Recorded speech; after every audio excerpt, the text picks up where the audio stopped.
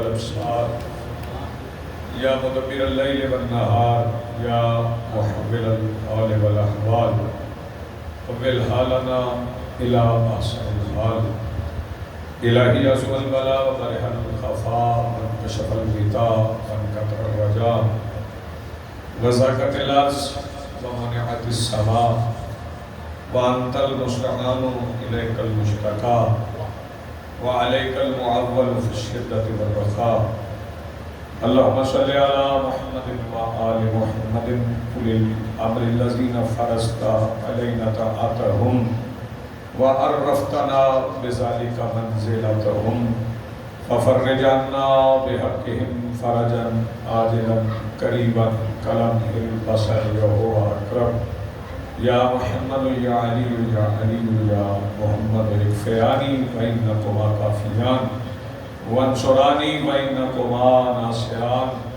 يا مولانا يا صاحب العصر والزمان الغوث الغوث الغوث أدركنا أدركنا أدركنا الساعات الساعات الساعات الأجل الأجل الأجل برحمتك يا أرحم الراحمين السلام على الحسين وعلى علي بن الحسين وعلى أولاد الحسين وعلى أصحاب الحسين وعلى أنصار الحسين اللهم لا قتلة الحسين وأصحابه أما بعد قال الله تعالى سبحانه في كتابه المجيد بسم الله الرحمن الرحيم محمد رسول الله والذين معه أشداء على الكفار رحماء بينهم تراهم ركعا سجدا ويبتغون من فضل الله رضوانا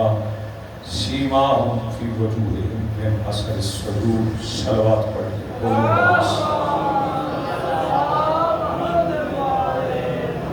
مجلس کے محتمم مجلس کے حاضرین عزاداری کے معاونین اور تمام قرآن پر عزاداروں کی حفاظت کے لیے تعجیل ظہور کے لیے اور کم سے کم ایسے افراد کی دعاؤں کی قبولیت کے لیے جنہیں ذکر علی سے تکلیف نہیں ہوتی اتنی بلند صلوات پڑھیں کہ دلوں میں دعائیں قبول ہونے کا احساس پیدا ہو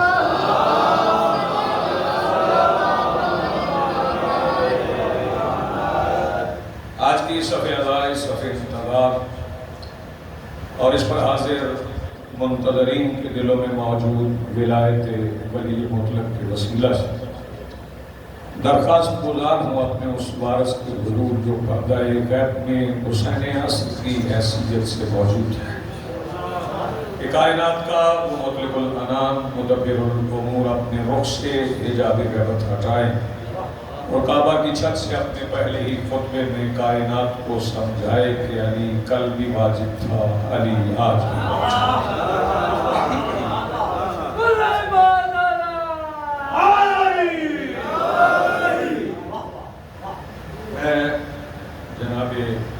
قبلہ مقصود صاحب کی گفتگو کو ہی جاری رکھتا ہوں محترم ہے کرم نوازی ہے زیادہ بھی پڑھ سکتے ہیں چونکہ اختلاف اس طرح پیدا کیا گیا لوگوں کو اس بات سے گمراہ کیا گیا کہ یہ جو شیعہ ہیں یہ صحابہ کو نہیں مانتے میں پہلے تو عرض کروں گا کہ آپ شاید اسے عجیب بات سمجھیں ہم سب کو ہی مانتے ہیں مگر ہر کسی کو وہی مانتے ہیں جو اس کو رسول نے سمجھا ہے جو کسی کا نگاہ مصطفیٰ میں مقام ہم اسے وہی مانتے سبھی کو نہ ماننا کیا جو کوئی جس مقام پہ فائز ہے اسے ہم مانتے ہیں اب رہی بات مولا علی کی اور صحابہ کی تو ہم علی کو صحابی نہیں مانتے علی کو امام نہیں وہ اس لیے بھی ہم صحابی نہیں مانتے کہ کسی صحابی کا بیٹا رسول کو باپ نہیں کہہ سکتا. فیصلہ قرآن کا کہ وَمَا كَانَ مُحَمَّدٌ أَبَا أَحَدٍ مِّن رِجَالِكُمْ، خبردار محمد تمہارے مردوں میں سے کسی کے باپ نہیں. تعلق جتنا بھی قریب ہو کسی کا، کسی صحابی کا بیٹا رسول کو باپ نہیں کہہ سکتا. لیکن جو دشمن ہے نا آل محمد کے، وہ بھی علی کے بیٹوں کو بلاتے تھے تو فرزند رسول کہتے ہیں. اور یہی وہ ہیں جنہیں رسول نے بھی بیٹا کہا اور انہوں نے رسول کو اپنی جد کہہ کے بولا، نانا کہہ کے بولا. دوسری بات یہ ہے کہ ہم علی کو صحابی کیوں نہیں مانتے؟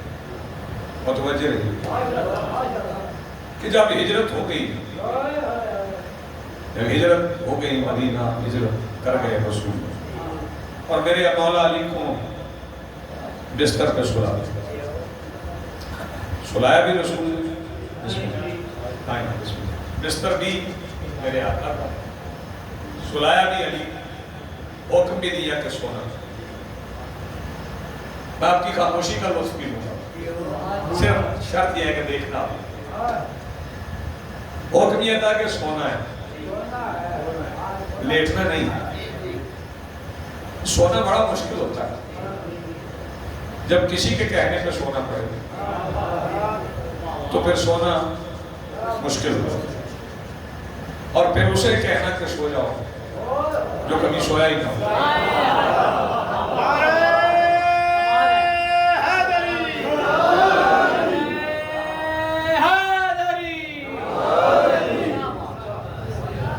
بڑی محبت ہوتی قبلہ ماؤں کو اپنے بچوں سے، بڑی محنت کرتی ہیں، اور بچہ سب سے زیادہ منسلک اور متصل بھی ماں سے ہی ہوتا ہے.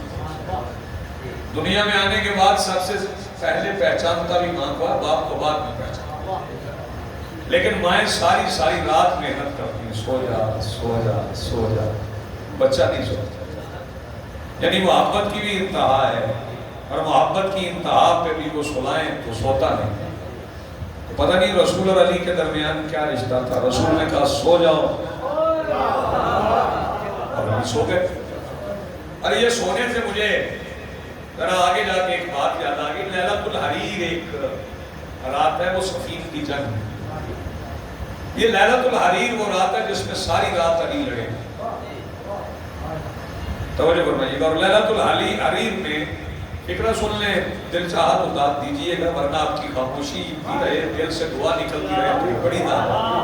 میں یہ نہیں کہا کرتا کہ جو مجلس میں نہیں بولے گا وہ قبر میں بھی نہیں بولے گا. وہ اس لیے کہ قبر میں علی نے آنا ہے، وہاں گونگے بھی بولیں گے. جتنا آپ کے بیچ آئے اتنا بول لیں.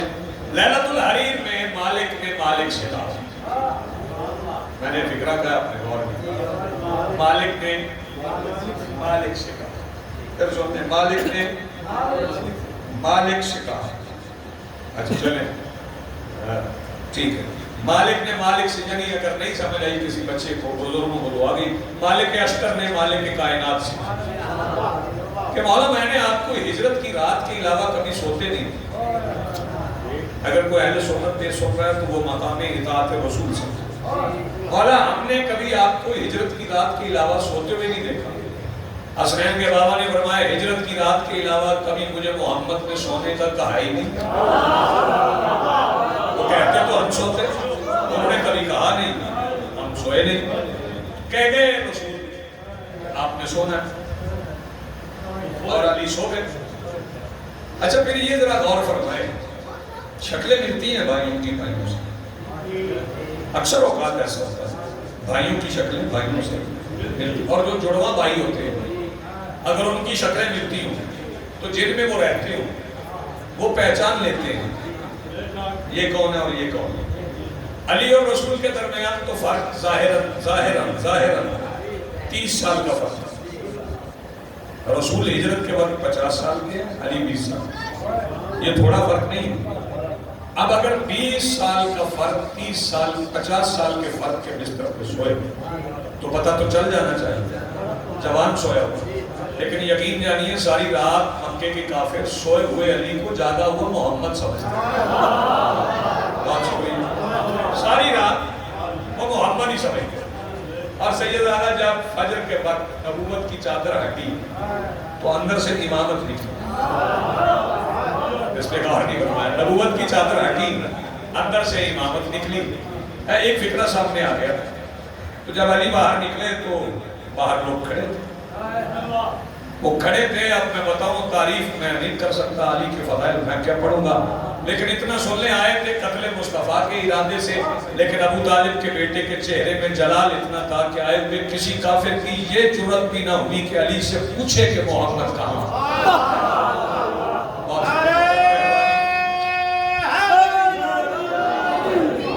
میرے مولا نے ان سے پوچھا کدھر آئے ہو, کدھر آئے ہو؟ انہوں نے کہا جی وہ امانتیں رکھی تھی آپ کے بھائی کے پاس. سرکار نے فرمایا پہلے بھی رکھتے ہو, میرے بابا کے پاس بھی رکھتے ہو, میرے دادا کے پاس بھی رکھتے ہو, کبھی امانت میں کوئی مسئلہ ہوا ہے؟ انہوں نے کہا نہیں. سرکار نے فرمایا آپ بھی وہ امانتیں میرے سپرد کر, میرے سپرد کر گئے ہیں. یہ پڑھیے, اٹھا لو جس کی جو ہے. وہ ایک بندہ ذرا تیز ترار تھا. اس نے کہا مکے کا کافر تھا. اس نے کہا علی کو کیا پتا کہ میں نے کیا رکھا ہے؟ یہ کافروں کا پہلے دن سے عقیدہ ہے, علی کو کیا پتا. مجھے فکر ہی کہنے اگر آپ جاگیں, یہ پہلے دن سے ان کا عقیدہ ہے. اس نے کہا جی میرا یہ بھی ہے, میرا یہ بھی. انہوں نے کہا زیادہ لے لیتے ہیں, یہ بھی ہے, یہ بھی ہے, یہ بھی ہے, یہ بھی ہے, یہ بھی ہے. مولا نے فرمایا ہاں بتا لے جو بتانا ہے, لیکن بتانے سے پہلے سن لے میں نے صرف امانت رکھنے والے سے نہیں پوچھنا, میں نے امانت سے بھی پوچھنا ہے.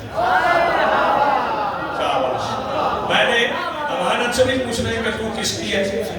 بس یہ فکرہ سنیے, وہ رات اور آج کا دن ہم علی کی ولایت پڑھتے ہیں اور چہرے دیکھ کے پتہ کر لیتے ہیں امانت کس کی ہے. یہ سلامت ہے آپ کی زندگی. چلے تو کسی کو تو بستر پہ نہیں سلایا, علی کو سلایا, کیونکہ علی نفس رسول ہے. اور پھر ہجرت ہو گئی تو مدینہ آ گئے.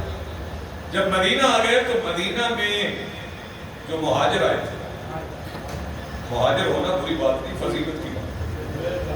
ہجرت کرنا کوئی بری بات نہیں, ہجرت کا حکم بھی ہے اور ہجرت کی قسمیں بھی. ہجرت کا روزگار کے لیے بھی ہوتی ہے, ہاں جی, ہجرت جان کے خطرے سے بھی ہوتی. رسول نے تو دین پھیلانے کے لیے ہجرت کی. جو بندے سمجھتے ہیں نا کہ خطرہ رسول کی جان کو تھا, آپ پتہ نہیں اس فکرے پہ داد دیں گے یا نہیں دیں گے, لیکن یاد رکھیے گا اگر خطرہ رسول کی جان کو ہوتا تو رسول اپنی جان کو بستر پہ نہ سلاتے. بڑی مہربانی, مل کے بولو جی شکریہ. سرکار آ گئے مدینہ. میں وہ ہجرت کی قسمیں بیان کرتا ہوں. ایک چھوٹی سی ہجرت آپ کو اور سنا دوں, غور فرمائیں, چھوٹی سی ہجرت آپ کو اور سناتے ہیں. اس میں سفر تھوڑا ہے, سفر تھوڑا ہے, ہجرت بڑی ہے. اگر آپ کو لطف آ گیا نا تو یہ لطف ختم نہیں ہوگا. جب جب بابا جی بندے اس فکرے کو یاد کریں گے نا میرے موسم, آپ کو اس فکرے کا لطف آتے رہے گا. سفر تھوڑا ہے, ہجرت بڑی ہے.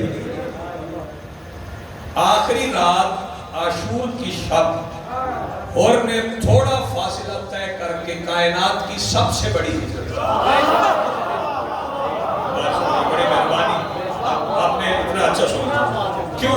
وہ نظریے سے نظریے کی طرف ہجرت.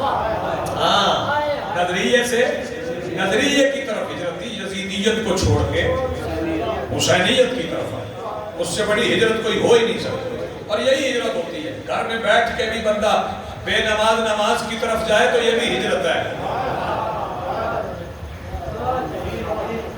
میں تو پڑھانا تو اس نے چپ کر کے بے نماز نماز کی طرف جائے تو یہ بھی ہجرت ہے. جھوٹ بولنے والا جھوٹ چھوڑ کے ارادہ کر لے سچ بولوں گا, یہ بھی ہجرت ہے. کم تولنے والا پورا تولنے کا ارادہ کر کے ہاں کہ میں پورا تولوں گا, یہ بھی ہجرت ہے. یہ بھی ہجرت کی اچھا. تو یہ ہجرت کرنا کوئی عام بات نہیں ہے, بڑی بات ہے ملک صاحب. ہجرت تو بہت بڑی بات ہے. سرکار ہجرت کر کے مدینہ آ گئے. اچھا یہ بات ذرا سن لیں, کہ باقی سب کو کہا گیا کہ یہ مہاجر ہے، اس پہ غور فرمائیں، لیکن کسی مورخ کی یہ جرأت نہیں ہوئی کہ رسول اور علی کو مہاجر کیا۔ میں آپ کی توجہ کا انتظار کر کے پڑھوں، کسی کی یہ جرأت نہیں ہوئی، باقی سارے مہاجرین ہیں، آج تک کسی مورخ نے نہیں لکھا کہ رسول بھی مہاجر، حالانکہ ہجرت تو رسول نے کی، باقی تو بعد میں آئے۔ پتہ ہے رسول کیوں مہاجر نہیں کہہ رہا ہے؟ کیونکہ رسول کا اپنا گھر بھی مدینے میں تھا۔ پھر سن لیں، میرے آقا کا اپنا گھر بھی مدینہ میں تھا، اور اس کے لیے میں عرض کر دوں، بندے سوچ رہے ہوں گے اپنا گھر کہاں سے؟ تو سن لیں، جناب ہاشم نے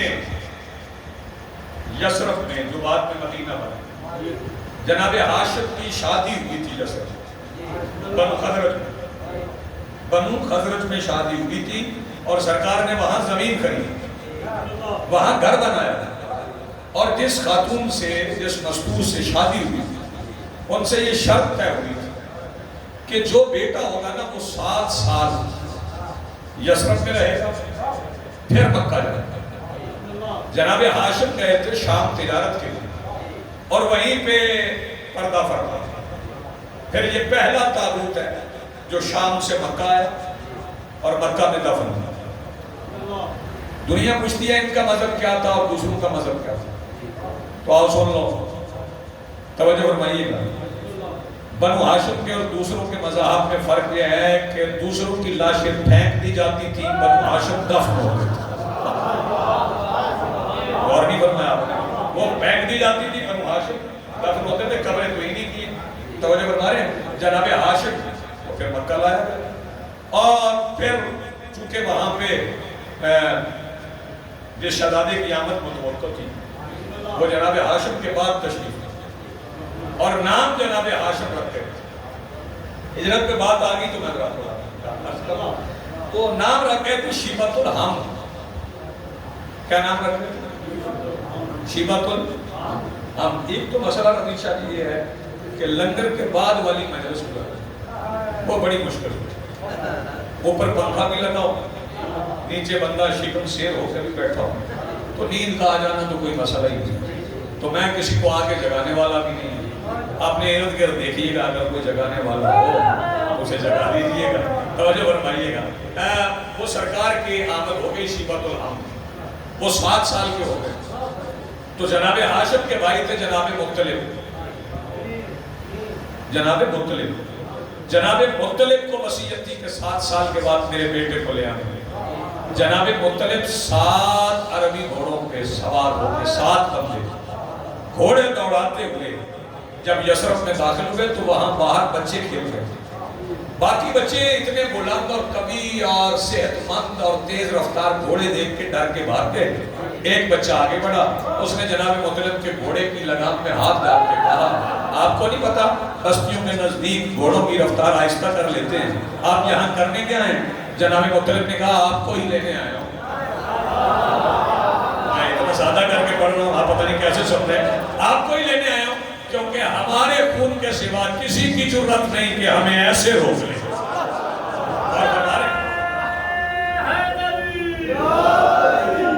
وہ زمین خریدی گئی، وہ زمین لگ گئی جناب شیبۃ الحم کے۔ وہ شیبۃ الحم جو 7 سال کے تھے، انہیں جناب مطلب نے بٹھایا گھوڑے پہ، اور جب چلنے لگے تو یہودی آ گئے۔ غور فرمائیے، یثرب کے یہودی پرانے رہتے تھے وہاں، وہ یہودی آگے انہوں نے کہا، ہم اس بچے کو نہیں جانتے، سار اٹھاؤ، اور میں تاریخ کا فرق پڑھ رہا ہوں، ہم اس بچے کو نہیں جانے دیں گے۔ جناب مطلب نے پوچھا، بچہ ہمارا ہے، تم جانے کیوں نہیں دو گے؟ انہوں نے کہا، بچہ آپ کا ہی ہوگا، لیکن ہمارا بھی ایک مسئلہ ہے۔ انہوں نے کہا، آپ کا کیا مسئلہ ہے؟ انہوں نے کہا، جب یثرب میں بارش نہیں ہوتی، ہم اس بچے کو اٹھا کے دعا کرتے ہیں، بارش ہو جاتی، پھر وہاں پہ معرکہ ہوا، پھر وہ 70 یہودی قتل ہوئے۔ جب یہودی قتل ہوئے تو وہی مستور جن کے بیٹے، توجہ فرمائیے گا، جناب شیبۃ الحم، وہ محمل میں بیٹھ کے ہیں اور فرمایا، آپ کی امانت ہے، لیکن ایک شرط پہ لے جائیں، ایک شرط پہ لے جائیں، اس کی نسل سے جو نبی ہوگا نا وہ پھر یہاں آئے گا۔ پہلے نام تھی جناب شیبۃ الحمد۔ شیبۃ الحمد کو ماں کی اجازت کے بعد سرکار مختلف نے گھوڑے پہ بٹھایا، گھوڑے پہ بٹھا کے جب چلے تو بغیر وقفے کے سفر کرتے ہوئے چلے، راستے میں غبار پڑ گیا، چاند سا چہرہ تھا، لیکن جب مکے میں داخل ہوئے تو لوگوں نے سمجھا کہ مختلف گئے تھے سفر پہ تو کوئی غلام خرید رہا ہے، انہوں نے کہا ہذا عبد المطلب، اور فرمائے ہذا عبد المطلب، کہ یہ مطلب کا غلام ہے۔ تو جناب مطلب نے کہا نہیں یہ شیبۃ الحمد ہے، تو جناب عبد المطلب نے کہا نہیں ہمیں چچا کا غلام ہونا زیادہ پسند ہے، پھر نام عبد المطلب ہو گیا۔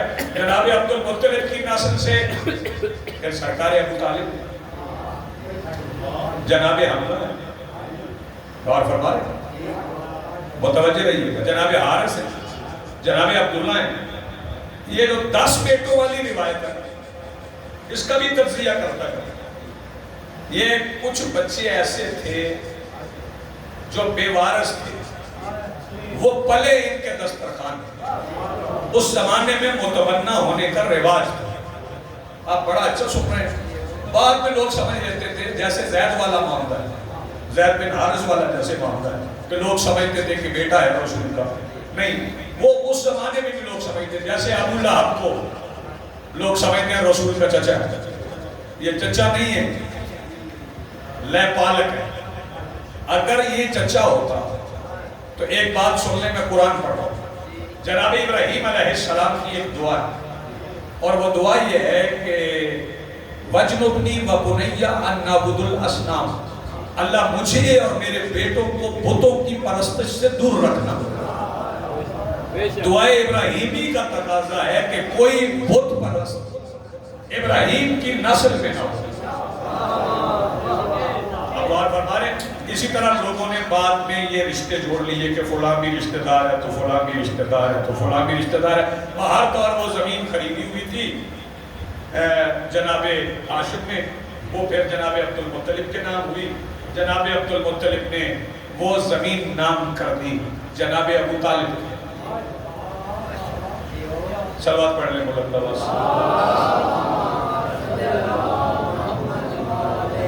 اس سے ذرا آہستہ پڑھ سکتے ہیں تو اس سے آہستہ سے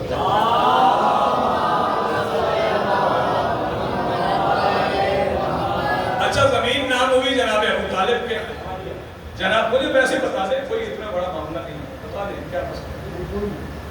اچھا جناب ابو طالب نے وہ زمین جناب عبداللہ کے نام کر، غور فرما رہے، جناب عبداللہ سے وہ زمین آ گئی سرکار دو عالم کے پاس۔ سرکار دو عالم کی ذاتی زمین تھی جس پہ مسجد نبوی بنی ہے۔ یہ جو مسجد نبوی ہے نا، ایسے نہیں محلہ بنو ہاشم بن گیا، کوئی یہ انصاریوں کی دی ہوئی زمین نہیں تھی، یہ بنو ہاشم کی اپنی زمین تھی، اس لیے اسے محلہ بنو ہاشم کہتے ہیں۔ اور جب سرکار آئے تھے تو پوچھا گیا سرکار یہ جگہ تو بڑی زیادہ ہے، مسجد کتنی جگہ پہ بنانا ہے؟ مثلا میں مثال دیتا ہوں کہ یہاں پہ کوئی راجہ صاحب، کوئی ملک صاحب، کوئی شاہ صاحب جگہ دے دیتے ہیں، یہ جگہ ہے جی یہاں مسجد بنانی، تو پوچھیں گے تو صحیح کہ جگہ زیادہ ہے تو کتنی پہ مسجد بنائیں؟ اور فرما رہے کتنی پہ مسجد بنانی؟ تو پھر وہ بتا دیں گے اتنی پہ بنانی۔ انہوں نے سرکار دو عالم سے پوچھا سرکار کتنی جگہ پہ بنائیں؟ جگہ تو بڑی ہے۔ سرکار نے فرمایا وہ میری اونٹنی بیٹھی ہے اس پہ بیٹھ جاؤ، جتنی جگہ کو اونٹنی گھیر لو اس پہ مسجد بنا لو۔ کہنے لگے سرکار کون بیٹھے؟ سرکار نے فرمایا جس جس کو میرے باپ میری جگہ پہ بیٹھنے کا شوق ہے۔ اس سے زیادہ آسان میں نہیں پڑھ سکتا جتنا آسان کر کے میں پڑھ رہا ہوں۔ ایک صاحب اٹھے، وہ جا کے بیٹھے، اونٹنی سے کہا ہی کہوں کیونکہ تازیانہ تو مار نہیں سکتے، اونٹنی رحمت اللہ علیہ، انہوں نے بڑی کوشش کی کہ اونٹنی اٹھے، اور کہا بھی اسے کہ پہلے تو ہمارے پاس ہی ہوتی، آپ کی مرضی ہے، پھر بھی وہ نہیں اٹھی، اٹھ کے آگے کہنا کہ سرکار نہیں، اونٹنی تھک گئی، وہ نہیں جاری لمبا سفر کر کے سرکار نے فرمایا آپ تشریف رکھیں، پھر کوئی اور اٹھے وہ بھی بیٹھے، پھر نہیں اٹھی، پھر کوئی اور اٹھے وہ بھی بیٹھے، پھر نہیں اٹھی، پھر وہ اٹھا جو اٹھے تو اللہ کا دین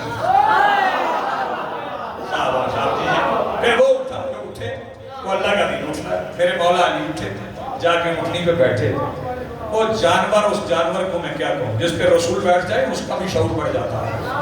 ذرا فکرہ سنیے گا. میرے مولا علی اونٹنی پہ بیٹھے، اونٹنی کو ایسے لگا جیسے محمد خود بیٹھ گئے. جتنی جگہ کو اونٹنی نے گھیرا اس پہ مسجد بن گئی. یعنی علی کے سوار ہوئے بغیر مسجد بھی نہیں بنی. اب وہ پہلی مسجد بن گئی، غور فرمائیے گا، مسجد بن گئی. تو اب وہ جو آئے تھے نا دیکر بات وہی ہے ہجرت کی. وہ جو بعد میں ہجرت کر کے آئے تھے، انڈیا سے بھی لوگ ہجرت کر کے آئے. چکوال میں بھی آئے آپ کے جو سیادشہ میں بھی ہوئے. تو وہ جو آئے ہیں انہوں نے کچھ کلیم داخل کیے. بزرگ بتائیں گے، نوجوانوں کو نہیں پتا. کلیم داخل کیے. کیا کلیم تھے؟ کلیم یہ تھے کہ وہاں سے وہ لکھوال آئے. اچھا، وہ لکھوال آئے تھے کہ ہمارا وہاں پہ یہ تھا، ہمیں یہاں پہ یہ تھی. لیکن یہ بندے جو رسول اور علی کے علاوہ ہجرت کر کے آئے تھے، ان کے پاس کلیم بھی نہیں تھے. بڑی صاف بات کر گئے ہوں. تو ان کے پاس جگہ رہنے کی بھی نہیں تھی. کہنے لگے سرکار رہنا کہاں ہے؟ فرمایا رہنا تم نے کہا ہے یہ ہماری جگہ ہے مسجد کے لیے، یہاں پہ گھر بنا.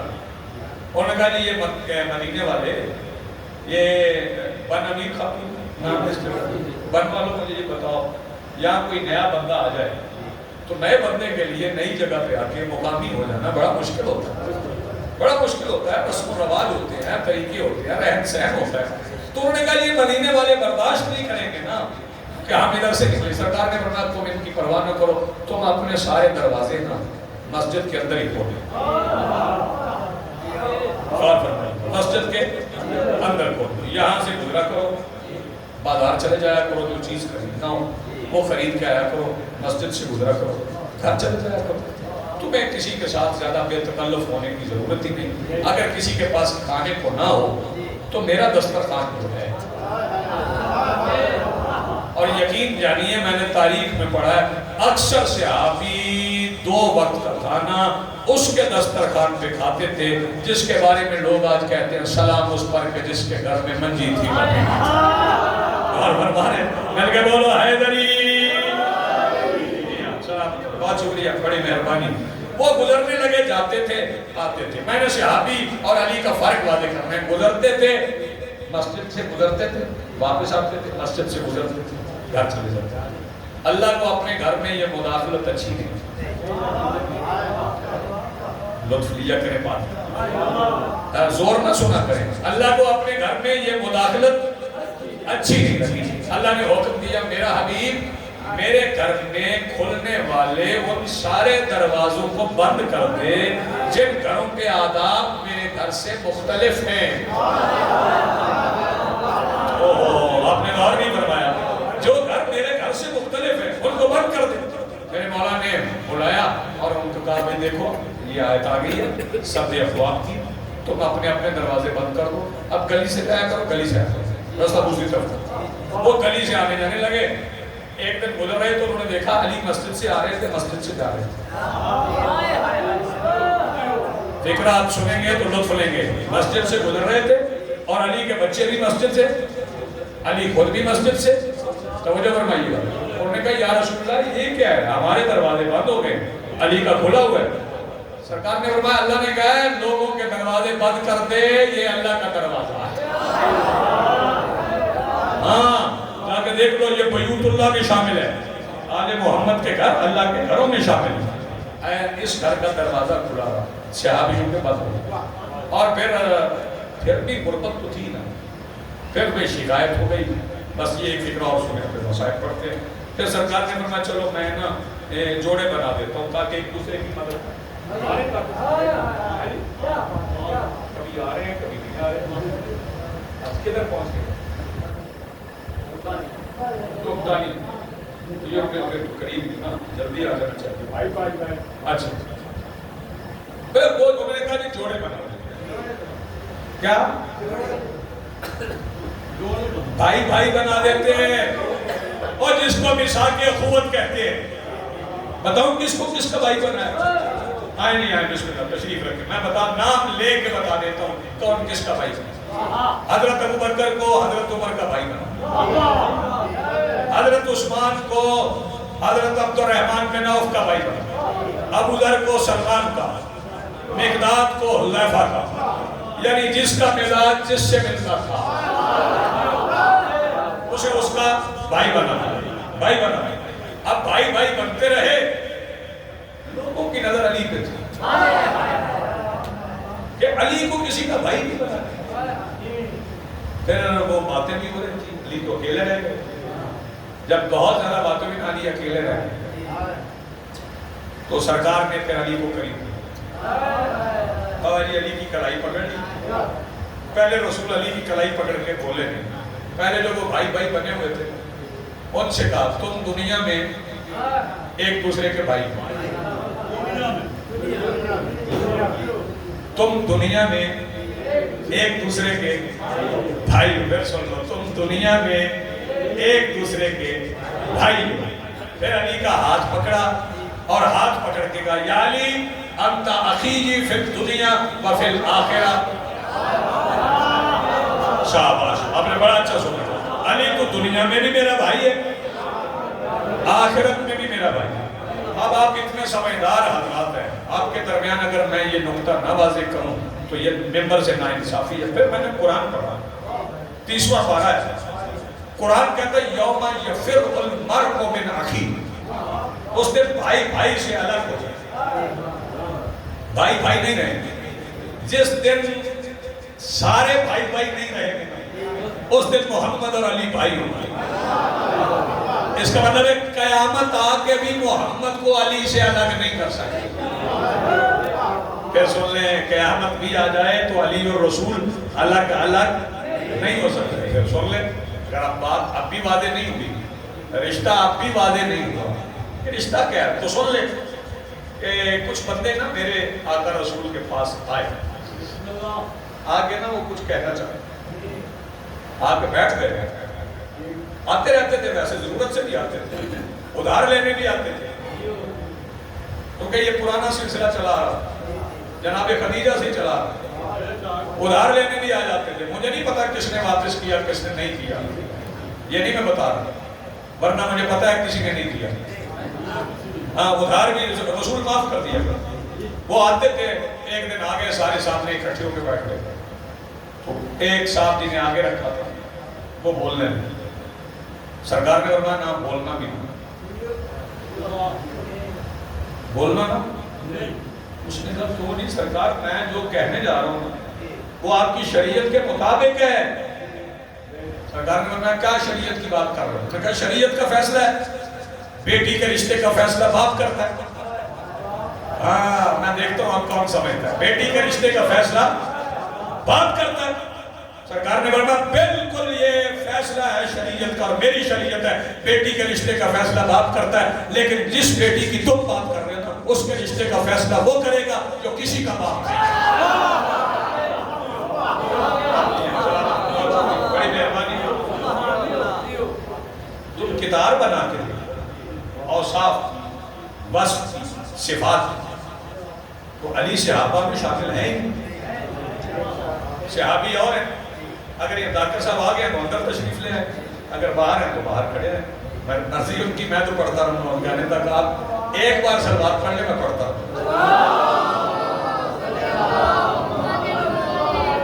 بیٹھے نہیں بیٹھے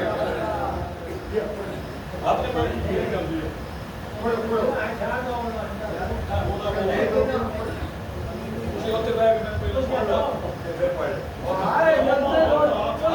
مجھے سننے کے لیے نہیں، آپ نہ پریشان ہو، میں تو ابھی پڑھ رہا ہوں، میں تو شام تک پڑھتا رہوں گا اگر مجھے آگے نہ جانا ہو۔ سلوات ایک بار کر مالک آپ کو سلامت کر۔ پھر ایک بات اور سن لو، بیٹی کا رشتہ بھی دیا، توجہ، اور قرآن کی آیت میں آغاز میں پڑھ چکا ہوں، وَمَا كَانَ مُحَمَّدٌ أَبَا أَحَدٍ مِّن رِجَالِكُمْ، خبردار محمد تمہارے مردوں میں سے کسی کے باپ نہیں ہے۔ توجہ فرمائیے گا۔ پھر جب کہہ دیا کہ محمد تمہارے مردوں میں سے کسی کے باپ نہیں، پھر ایک دن آیت آ گئی، بسم اللہ الرحمن الرحیم۔ میں قرآن سے باہر پڑھوں تو مجرم ہو سکتا۔ بسم اللہ الرحمن الرحیم، فَمَنْ حَاجَّكَ فِيهِ مِن بعد ما جاءك من العلم فقل تعالوا ندعو ابناءنا وابناءكم ونساءنا ونساءكم وانفسنا وانفسكم ثم نبتهل فنجعل لعنة الله على الكاذبين. میرا حبیب جب قرآن آنے کے بعد لوگ دلیل مانگے نا، جب قرآن آنے کے بعد لوگ دلیل مانگے تو پھر دوبارہ قرآن نہ پڑھیں، پھر ان سے کہنا تم لاؤ اپنے بیٹوں کو، میں لاتا ہوں اپنے بیٹوں کو. یہاں میرے ذہن میں سوال پیدا ہوا، یا رسول اللہ قرآن تو کہہ چکا ہے کہ محمد تمہارے مردوں میں سے کسی کے باپ نہیں، تو بیٹے تو مرد ہوں گے نا. یہ کون سے مرد ہیں؟ سرکار نے فرمایا تم نے آیت کو غور سے نہیں پڑھا، قرآن کہہ رہا ہے تمہارے مردوں میں سے. سرکار ہمارے اور آپ کے مردوں میں فرق ہے؟ فرمایا بڑا فرق ہے. سرکار کتنا فرق ہے؟ سرکار نے فرمایا وہ خیبر کے میدان میں تم نے نہیں دیکھا، جو پہلے لڑ رہے تھے تمہارے مرد تھے. بہت شکریہ، بڑی مہربانی آپ کی، بہت شکریہ، بڑی مہربانی. تو پھر سرکار لے گئے، وہ جو بیٹے تھے وہ کیا تھے؟ وہ مردی تھے. وہ بیٹے کس کے تھے؟ ظاہرت تو علی کے بیٹے تھے، لیکن نص قرآنی سے رسول کے ہوتے تھے.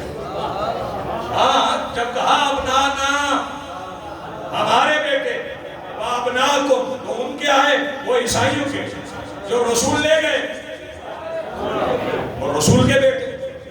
اس کا مطلب ہے علی کائنات میں وہ واحد ہستی ہے جن کے بیٹے رسول کے بیٹے، اس کے علاوہ اور کوئی نہیں.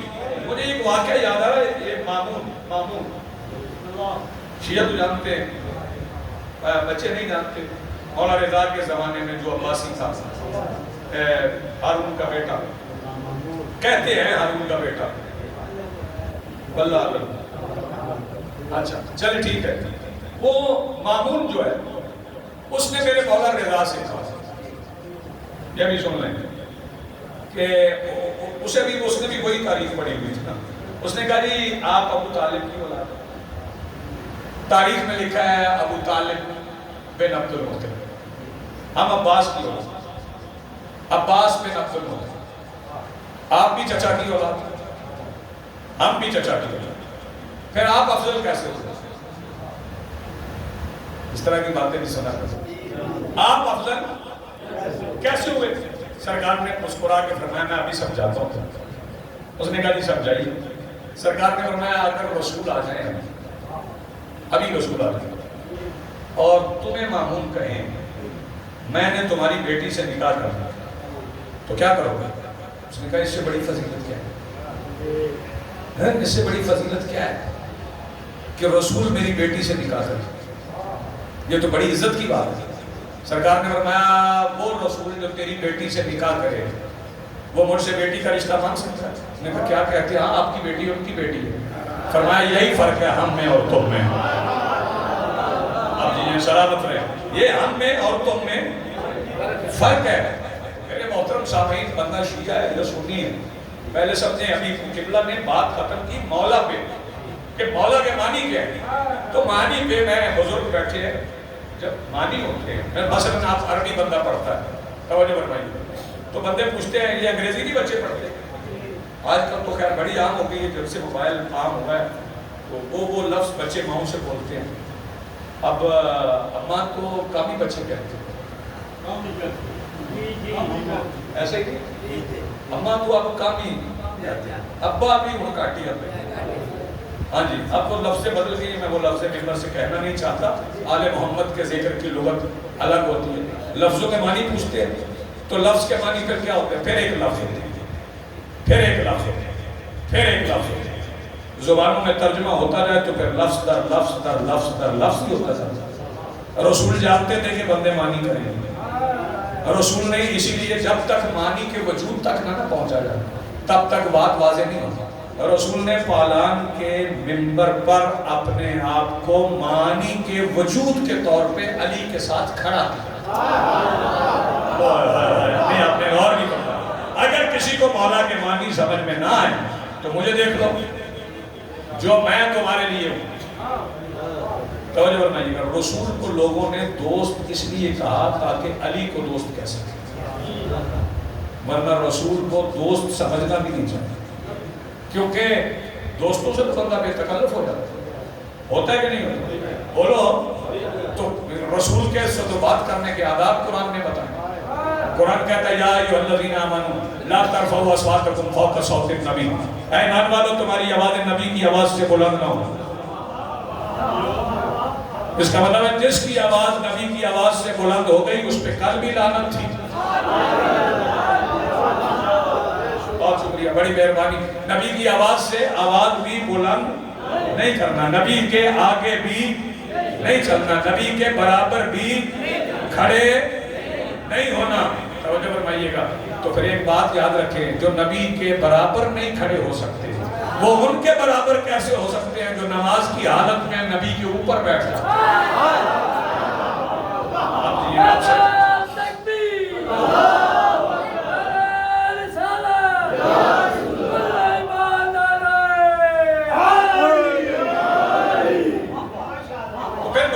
برابری کا مسئلہ جو ہے نا, یہ ایک مسئلہ میں آپ کو اور سمجھا دیتا ہوں, پریشان نہ ہو, میری بات سن. ایک اور مسئلہ سمجھ لیں کہ یہ جو بندے سمجھتے ہیں برابر برابر برابر برابر کی ٹکرار, تو اس پہ بھی سن لیں یار یہ اس کو چھوڑ دو, یہ تم سے نہیں ہو سکے. اس لیے نہیں ہو سکے گا کہ تمہارے کان میں اذان نہ ہو, تو پتہ ہی نہیں چلتا تم بچے مسلمان کے ہو یا کافر کے ہو, تو مقابلہ نہ کیا کرو. تمہارے کانوں میں اذان ہوتی ہے, ان کے نام اذان میں. باہر نہیں بن پا رہے. تمہارے کان میں اذان ہوتی, ان کے نام اور ان کے ناموں کے بغیر اذان ہو ہی نہیں سکتی. اور سن کے دربار میں سجاد اذان کہتے تھے. ہاں, سن کے دربار میں سجاد اذان کہتے تھے. اس میں سب نام ہمارے ہیں, تمہارا کیا ہے؟ میرے واجب الاحترام سامعین, آج 13 سفر ہے. آج عام دن نہیں ہے. شہادت بعد میں پڑھنے والے پڑھیں, دن آج عام نہیں ہے. آج حسین کے قتل کی چشم دید گواہ کو شہادت. آپ کی آوازیں بلند ہوئی, بڑا اچھا, میزبانی کی, بہت خوبصورت. میں مصائب بھی نہیں پڑھتا شہزادی کے, یہ بعد میں پڑھنے والے کا حق ہے, وہ پڑھیں.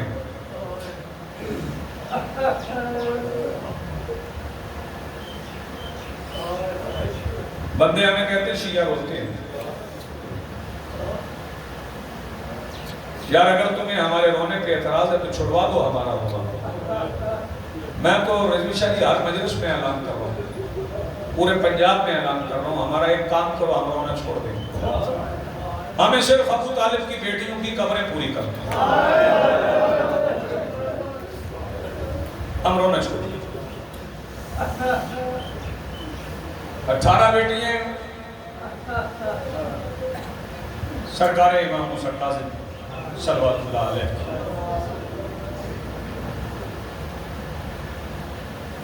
ابھی تک پوری نہیں ہوئی. چند سال گزرتے ہیں, کہیں سے آواز آتی ہے یہاں بھی ایک شہزادی کی قبر ہے. وارث زمانہ آئیں گے تو وہ بتائیں گے کہ کہاں کہاں ہماری دادیاں دفن ہیں. چونکہ یہ دن بھی ہیں چہلم کے, ایام چہلم کے. 13-14 کے بعد تو مجالس ہوگی, پھر وہ چہلم کی ہوگی.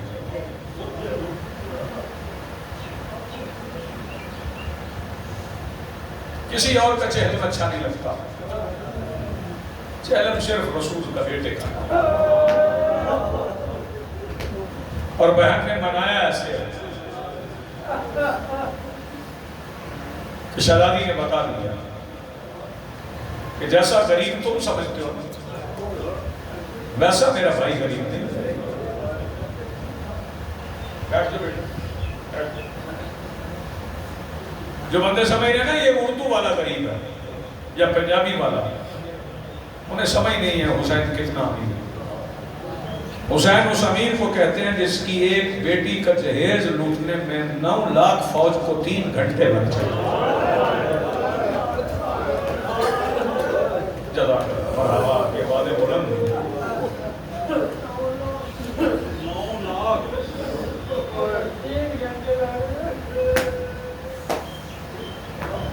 یہ کوئی عام بات نہیں ہے بندے سمجھنے ہیں کہ دین آسانی سے آ گیا ہے۔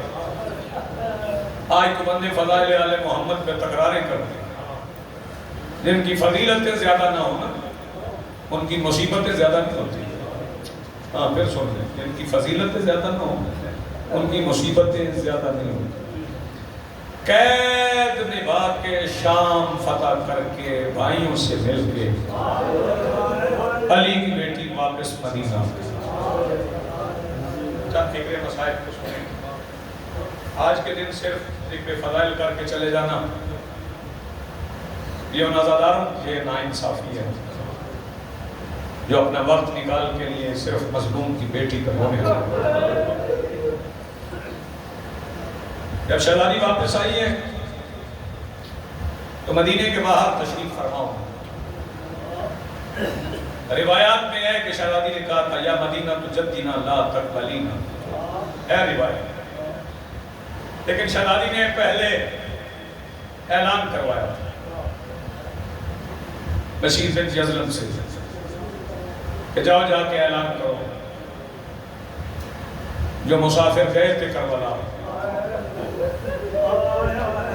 وہ واپس آ گئے۔ انتظار نہیں مجھے کروا۔ جب اعلان ہو گیا تو بشری تقاضے پیش نظر رکھے، پھر نہ پہچاننے والی تو بات کوئی نہیں۔ اعلان کے بعد میں نہیں پڑھتا سید ام البنین نے اعلان کیسے سنا، اور اتنا سن لو کہ جب اعلان ہو گیا کہ کربلا جانے والے مسافر واپس آ رہے ہیں، مدینے سے ایک قافلہ چلا علی کی بیٹی کے استقبال میں۔ وہ جو قافلہ چلا ہے اس میں عام افراد نہیں تھے، سن لیں کون کون۔ اس میں عبداللہ ابن جعفر الفزاری، اس میں جناب محمد یا جناب عون بن جعفر تھے، اس میں جناب محمد حنفی، اس میں بی بی ام سلمہ تھی، اس میں سیدہ ام البنین، اس میں 28 رجب کے بعد روضہ رسول کے چراغوں کی روشنی کی ضامن حسین کی بیٹی سغرا بھی تھی۔ یہ قافلہ چلا علی کی بیٹی کے استقبال میں۔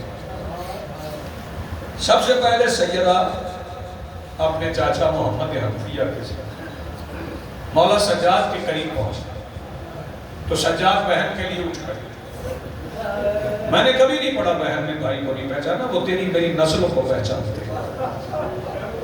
ایک دوسرے کو دیکھا، بہن بھی ہوئی بھائی بھی ہوا۔ بھائی کی حالت دیکھی سیدہ سغرا نے، عصا ہے ہاتھ میں، 23 سال کا بھائی کسی بہن کا بوڑھا ہو جائے، جس نے انتظار کیا ہو کہ ایک جوان گیا جوان آئے، عصا ہاتھ میں، داڑھی سفید، آنکھوں میں سرخ آنسو۔ حیرت سے جب مولا سجاد کو دیکھا تو مولا سجاد نے فرمایا سغرا مجھے بازار ضعیف کر گیا، تمہیں انتظار ضعیف کر گیا۔ جزاک اللہ مرحبا، سلامت رہے، آپ کی آواز بلند ہو۔ یہ قافلہ آگے بڑھا، سرکار محمد حنفیہ وہاں آئے جہاں علی کی عزت تشریف فرما، زینت زین اللہ میری مخدومہ تشریف فرما۔ سیدہ اٹھی، جب سیدہ اٹھی تو محمد حنفیہ جھکنے لگے،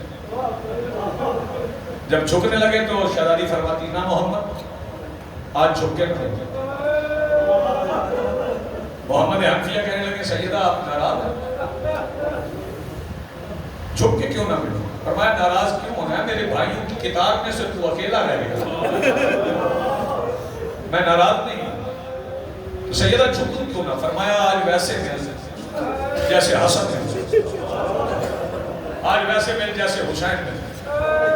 سیدہ وہ تو آپ کے بھائی تھے، فرمایا بھائی بھی تو ہے، حسن بھی تو ہے، حسین بھی تو ہے۔ سیدہ آپ کا حکم ہے؟ فرمایا حکم ہے۔ اب آپ بزرگ بیٹھے ہو سفید داڑھی والے، مجھے بتاؤ جب بڑا بھائی چھوٹی بہن سے ملے کیا کرتا ہے؟ سر پہ ہاتھ رکھتا ہے، یہ کالے غلاف میں میرے ہاتھ ہے، محمد حنفیہ کا کانپتا ہوا ہاتھ علی کی بیٹی کے سر پہ آیا. علی کی بیٹی بھائی کا ہاتھ برداشت کر گئی، مگر جب ہاتھ پلٹا تو محمد حنفیہ کی چیخیں نکل گئی. سبحان اللہ. آواز دے کے کہتے سیدہ یہ آپ کے سر میں لہو کیسا ہے؟ کہا محمد میں شام کے بازاروں میں نانا کی نسل سے چل. پھر یہ شہزادیاں تشریف لے آئیں حویلی میں، غم کے مسلح بچھ گئے. علی کی بیٹیاں بیٹھ گئی. صرف ایک بیوی دھوپ میں نہیں بیٹھتی، ساری بیویاں دھوپ میں ہر بیوی دھوپ میں بیٹھتی اور دھوپ میں بیٹھ کر کہتی تھی آئے حسین واہ حسینہ. تو مدینے کی عورتیں بھی آتی تھی پرسہ دینے، مرد آتے تھے مولا سجاد کے پاس. آپ بھی گھروں والے فوت موت ہر گھر میں کتنے دن کوئی آتا ہے، ہاں چہلم ہو جائے اس کے بعد ختم. چند دن عورتیں آئیں، چند دن مرد مولا سجاد کے پاس آئے. لیکن اس علاقے والوں ایک پرسہ دار ایسا ہے جو 2-4 دن نہیں آیا، وہ پورے 6 مہینے آئے. پرسہ دار کا نام بتاؤں؟ عبداللہ ابن جعفر تھے. روزانہ فجر کی نماز پڑھ کے آتے تھے، ظہرین وہیں پڑھتے تھے، مغربین پڑھ کے جاتے تھے. 6 مہینے گزر گئے. 6 مہینے گزرنے کے بعد ایک دن مولا سجاد کے دروازے پہ کھڑے ہو کے کسی نے آیت تطہیر کی تلاوت کی. آپ جانتے ہیں سوالی پڑھتے تھے آیت تطہیر. مولا سجاد نے فرمایا آواز چاچا عبداللہ کی ہے، انداز سوالیوں والا ہے. جب مولا سجاد سامنے آئے نا جناب عبداللہ کے، تو رو کے فرماتے ہیں یہ آج مدینے کا رئیس شام کے مسافر سے کیا مانگتا ہے؟ سبحان اللہ. یہ مدینے کا رئیس شام کے مسافر سے کیا مانگنے آیا؟ کہا سجاد کچھ نہیں مانگنا، صرف ایک عرضی لے کے آیا ہوں. اپنی پھوپھی سے کہو ایک بار شام فتح کرنے والا قدم گھر کے اس حصے میں رکھ دے جہاں بیٹیاں انتظار کر رہی ہیں. سبحان اللہ. مرحبا آباد رہے. میں قریب آ گیا ہوں، 2000 فکرے اور سن لے. چونکہ مولا سجاد سے قبل مولا سجاد فرمانے لگے چاچا ہمارے قافلے کی سالار پھوپھی ہیں، میں پھوپھی کو حکم نہیں دے سکتا، آؤ چاچا بھتیجا مل کے درخواست کرا. وہاں آئے جہاں شہزادی اپنے بھائی کا غم منا رہی تھی. مولا سجاد پھوپھی کے پیروں پہ ہاتھ رکھنے لگے. شہزادی نے بیٹے کا زخمی ہاتھ چوما، بوسہ دے کے کہا سجاد پیروں پہ ہاتھ نہ رکھ، تیری زبان سے نکلو گے لفظ اللہ کا قانون بن جاتے ہیں، کہو کیا کہنا ہے. سجاد فرمانے لگے پھوپھی اماں میں نہیں کہہ رہا، چاچا عبداللہ کہتے ہیں، ایک بار میرے گھر چلیے.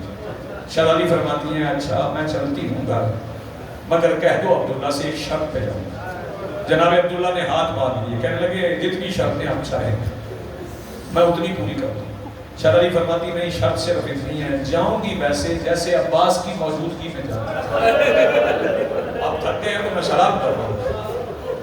اچھا جیسے عباس کی موجودگی میں جاتی تھی ویسا پورا ماحول تو نہیں بن سکتا، لیکن میں پردہ ویسے ہی بنا دوں گا جیسے عباس بناتے تھے. عزاداروں کناتے لگ گئی، پردے لگ گئے. بنو ہاشم کی مستورات نے برقعے پہن کے علی کی بیٹی کے گرد ایک حلقہ بنا دیا. اس حلقے کے گرد بنو ہاشم کے مردوں کا حلقہ بنا، کہیں جناب عبداللہ، کہیں جناب محمد، کہیں مولا باقر، کہیں مولا سجاد. یہ قافلہ اپنے حصار میں علی کی بیٹی کو لے کے گھر سے نکلنے لگا. جب گھر سے نکلنے لگے نا قریب آئے تو وہاں دھوپ میں جناب عباس کی زوجہ جناب لبابہ بیٹھی تھی. ان کی گود میں عباس کا بیٹا عبید اللہ ابن عباس بیٹھا تھا. جناب عبید اللہ ابن عباس نے دیکھا کہ پھوپھی جا رہی ہے، فوراً ماں کی گود سے نکلے، امامہ اتار کے پھینک دیا، پیروں سے نالین بابا جی اتار دی. عباس کا بیٹا ہاتھ میں چھوٹی سی تلوار لے کے مدینے کی گلی میں آ کے آواز دے کے کہتا الحجاب، اور مدینے والوں پردہ کرو میری پھوپھی پھر گھر سے جا رہی. چلتی چلتی جب جناب عبداللہ کے گھر آئی، 2 فکرے اور سن رہے.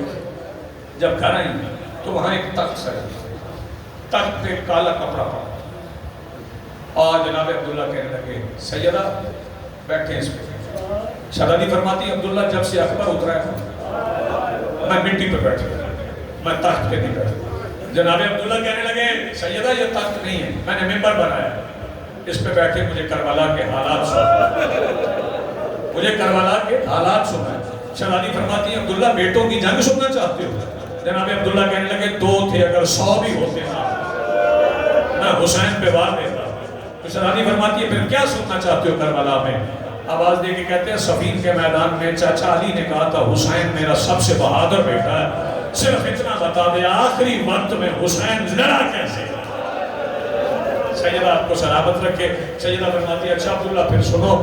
شہزادی بیٹھی آواز دے کے کہتی ہیں عبداللہ میں نے دیکھا ہے میرا بھائی جس طرف جاتا تھا صفیں الٹ جاتی تھی، بس آخری فکرہ کہہ رہا ہوں، جس طرف جاتا تھا حملہ کرتا تھا صفیں الٹ جاتی تھی۔ میرے بھائی نے ایسی جنگ کی نہ بدر میں ہوئی، نہ خندق میں ہوئی، نہ احد میں ہوئی، نہ خیبر میں ہوئی۔ پھر عبداللہ میں نے وہ منظر بھی دیکھا جب مجھے میرا بھائی نظر نہیں آ رہا تھا نا، پھر میں نے بی بی فضہ سے پوچھا تھا اماں فضہ میرا بھائی کہاں ہے؟ تو بی بی فضہ نے کہا تھا وہ دیکھ تیروں کے مسلح پر تیرا بھائی نماز پڑھ رہا ہے۔ عزیزانو ایک فکرہ مجھے کہنا ہے، شہزادی فرماتی ہیں عبداللہ میں نے وہ منظر بھی دیکھا ہے جب 13 ضربے میرے بھائی کی گردن پہ لگی ہیں، جہاں ضربیں لگی ہیں نا وہاں میرا بھائی ذبح نہیں ہوا۔ عبداللہ میں نے اپنے بھائی کو ذبح ہوتے دیکھا ہے۔ عبداللہ بات یہاں ختم نہیں ہوئی، آخری فکرہ کہہ رہا ہوں، پھر ہمارے خیموں کو آگ لگ گئی۔ عبداللہ میں جلے ہوئے خیموں کی راکھ پہ کھڑی تھی، جب خیمے دوڑے ہیں نا، پتہ نہیں کون سا بندہ جو اب عبادت میں شامل نہ ہو، سیدہ فرماتی جب گھوڑے دوڑے ہیں اور میں اتنا قریب کھڑی تھی، جب پہلا صبح حسین کے سینے پہ آیا ہے عبداللہ میں نے دوسری بار پسلی ٹوٹنے کی آواز